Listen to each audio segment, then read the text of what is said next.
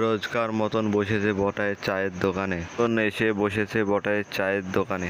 সন্ধে 8টার সাথে বটায় না চা পাওয়া গেলে ঠিকঠাক জমে না, তার উপর আজকে বৃষ্টির দিন।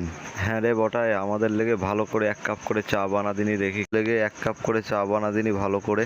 হ্যাঁ বানাচ্ছি, তোমরা একটু ভালো করে বসো, আমি বানাচ্ছি। হয়ে যাবে এক্ষুনি।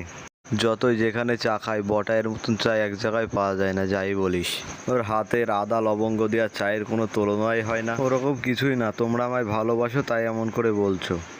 আরে না রে বটায়, একদম সত্যি কথা। এমন করে আড্ডা চলছে বটায়ের দোকানে। ওই ছুড়ারা ওখানে বসে চা খাচ্ছে, ডাকলে যাবো না, ওরা খুব দুষ্টু ছেলে। আরে ও দাদু, চা খেয়ে যাও। দাদু কোথায় যাচ্ছ? চা খেয়ে যাও। যাই একটু ওদের চাটা খেয়ে আসি বলছে যখন বটায়, দাদুর লেগেও 1 কাপ চা বানা, বুঝলি? ততক্ষণ আমরা গল্প আড্ডা শুরু করি, বুঝলে দাদু? আচ্ছা দাদু, তুমি তো কত সুন্দর ভূতের গল্প লেখো, আমাদের দুটো ভূতের গল্প শোনাও না। আরে দাদু, তোমার মতন বলে কেউ বলে ভূতের গল্প জানে না? এই গ্রামের মধ্যে সবথেকে বয়স্ক মানুষ হচ্ছ তুমি। আরে তাই নাকি? আরে হ্যাঁ দাদু, তাহলে আর বলছি কি। আচ্ছা দাদু, তোমার জীবনে সত্যি সত্যি তুমি কোনোদিন ভূত দেখেছো? আরে হ্যাঁ হ্যাঁ, তুমি কোনোদিন ভূত দেখেছো দাদু? আরে হ্যাঁ, ভূত দেখবো না কেন, ভূত দেখেছি। ভূত দেখেছো তো দাদু, গল্প শোনাও না দুটো দেখি, কেরম শোনাতে পারো তুমি ভূতের গল্প। বৃষ্টির মধ্যে ভূতের গল্প শুনতে দাদু দারুণ লাগবে, দাদু শোনাও না দাদু। অনেক বছর আগে আমি এক ভূতের খপ্পরে পড়েছিলাম। তারপরে যে আমি ওখান থেকে যেরম করে বেঁচে ফিরেছিলাম, আমি নিজে মুখে বলতে পারবো না এই কথা, এত ভয়ঙ্কর। আরে না না দাদু, আমরা ভয় পাই না, বুঝলে দাদু? তোরা শুনে ভয় পাবি না তো? তবে শোন, বুঝলি, তখন আমি জয়রামপুরে আসিনি, বুঝলি? তখন আমি প্রাইমারি স্কুলে তখন বাবাকে নিয়ে আমি ওই গ্রামে থাকতাম। তবে সেবার কি হলো শোন। নরেনকে তো কবে চিঠি পাঠিয়েছি, ও তো এখনও কোনো চিঠি পাঠালো না। এতদিন তো দেরি করে না ও চিঠির উত্তর দিতে। কত বছর ওর সাথে যোগাযোগ করিস না, হয়তো ও মন খারাপ করে তার লেগে রিপ্লাই দিচ্ছে না চিঠির। কত বছর কই, এই তো নরেনের বিয়েতে 6 মাস আগে খেয়ে আসলাম, তারপরে আর যোগাযোগ বা দেখা সাক্ষাৎ হয়নি। তাই বলে কি ও আর চিঠির উত্তর দেবে না? ও তো আমার সেই ছোটোবেলাকার বন্ধু। আমি ভাবছি কি বাদলের কাছ থেকে আবার নরেন্দ্রপুর গ্রাম থেকে ঘুরেই আসি। সেই কতদিন আগে গিয়েছিলি, রাস্তাঘাট চিনতে পারবি তো? তাও আবার পারবো না, ছোটোবেলা থেকে তো এখানেই কাটালাম কত বছর। ওখানে তো অনেক বছরই চাকরি করেছিলাম, তারপরে তো এখানে চলে এলাম। তো ঠিক আছে, তোর যখন মন চেয়েছে তো ঘুরে আয়। হ্যাঁ, তবে কালকেই বেরিয়ে পড়বো। যত বাদলপুরের দিকে এগিয়ে চলেছি তত আমার ছোটোবেলাকার স্মৃতিগুলো মনে পড়ছে। জানো, ছোটোবেলাকার স্মৃতিগুলো আমার মনে ভিড় করতে লাগলো। বছর আগেই তো এসেছিলাম নরেনের বাড়ি, তখন তো এমন কিছু মনে হয়নি আমার। তবে এবার কেন মনে হচ্ছে আমার বারবার। যখন বাদলপুরে এসে পৌঁছালাম তখন সন্ধে পেরিয়ে প্রায় রাত হতে চলেছে। স্টেশন থেকে নেমে একটা রিক্সাও চোখে দেখতে পেলাম না, এদিক ওদিক ঘুরেই। এই জায়গাটা একই রকম হয়ে গেল, সন্ধে পেরিয়ে গেলে একটাও কিছু পাওয়া যায় না। আর দাঁড়িয়ে না থেকে হাঁটা শুরু করলাম বাদলপুরের দিকে। পথে একটা মিষ্টির দোকান চোখে পড়লো আমার। ভাবলাম ভালোই হলো, এতদিন বাদে যাচ্ছি, দুটো মিষ্টি নিয়ে যাই, একটু মিষ্টি নিয়ে যাই নরেনের বাড়ির লেগে। হ্যাঁ গো, তোমার দোকানের মিষ্টি কি সব শেষ নাকি? আরে হ্যাঁ বাবু, আজকের মতন সব শেষ। পথঘাট ফাঁকা হয়ে গিয়েছে, আজকে তো আর কেউ আসবে না। আমিও এবার দোকান বন্ধ করবো এক্ষুনি। ভাবলাম দুটো মিষ্টি নিয়ে যাব, এতদিন বাদে যাচ্ছি।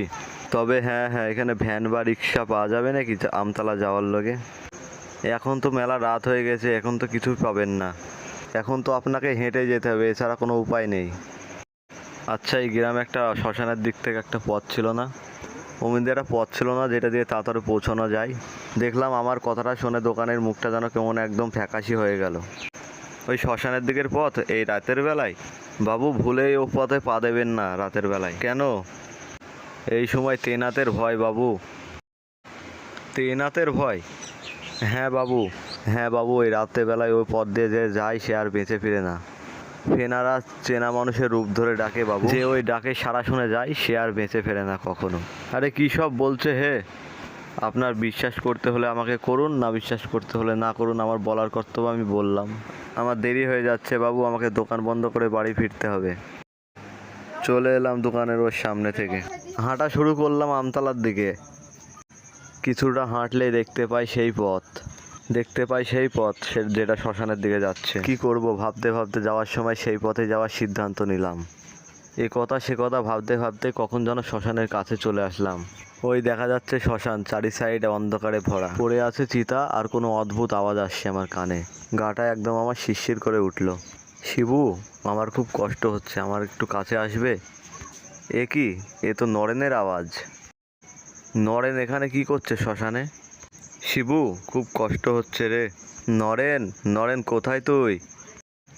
এই তো তোর পিছনে রয়েছি, তুই আমাকে কি দেখতে পাচ্ছিস না? পিছনে ঘুরতেই দেখতে পেলাম কেউ একজন বটগাছের গোড়ায় বসে আছে, মাথা নিচু করে বসে আছে কেউ একটা। নরেন, নরেন কি হয়েছে তোর? এখানে শ্মশানে কি করছিস তুই এখন? কোনো উত্তর আসে না এবার। নরেন, কি রে এখানে বসে আছিস যে? সেই মুখ দেখে ভয়ে আঁতকে উঠলাম আমি। এ তো আমার বন্ধু নরেনের মুখ না, তবে এ কে? তবে এ তো নরেন নয়। তবে মিষ্টির দোকানওয়ালা কি বললো, ওটা কি সত্যি কথা? মিষ্টির দোকানওয়ালা বললো এ কি সে ভূত? শিবু, ওইদিকে কোথায় যাচ্ছিস? এ তো বরফের মতন ঠান্ডা হাতের ছোঁয়া। নরেন, তুই এখানে, তাও ওটা কে ছিল এখানে?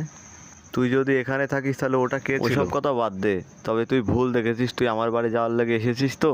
তবে চল, আয়, চল আমার সাথে। তবে তুই এ সময় এদিকে এলে কি করে? আমি হাটে গিয়েছিলাম তো। তুই আসবি তার লেগে একটু বাজার করলাম। বন্ধু আসছে এতদিন পর, তা ওকে একটু কিছু খাওয়াতে হবে না, তার লেগে বাজারে গিয়েছিলাম। চল চল, এখন যেতে যেতে কথা হবে। এই বাজারের ছুরিটা ধর তো এখন। আরে হ্যাঁ রে নরেন, আমি আসবো তা তুই জানলি কি করে? ও বাবা, তা আমি জানবো না? তুই চিঠি পাঠিয়েছিলি, আমি উত্তর দিতে পারিনি, তা কী হয়েছে? আমি জানতাম তুই আসবি আমার সাথে দেখা করতে। তা আমি যে আজকে আসবো তা তুই কি করে বুঝলি? ওসব বোঝা যায়, বন্ধুদের মনে টান থাকলে না সব কিছুই বোঝা যায়, পৃথিবীর কোনো কিছু বাদ যায় না, বুঝলি? তখনই আমার হাঁটতে হাঁটতে পাটা ব্যথা হয়ে গিয়েছিল, তখনই আমি পায়ের দিকে তাকিয়ে দেখলাম নরেন আমার পেছতে পেছতে হাঁটছে কেন। কিরে, পেছনে পেছনে হাঁটছিস কেন রে? রাগ করেছিস নাকি আজকে না বলে তোকে এসেছি বলে? ওসব কোনো ব্যাপার নেই, চ না, আমি আসছি তো তোর সাথে। পেছতে গেলে কি হবে, বন্ধু তো। চলতে চলতে চলে আসলাম নরেনের বাড়ি। নরেন কি বললো শুনুন আপনারা।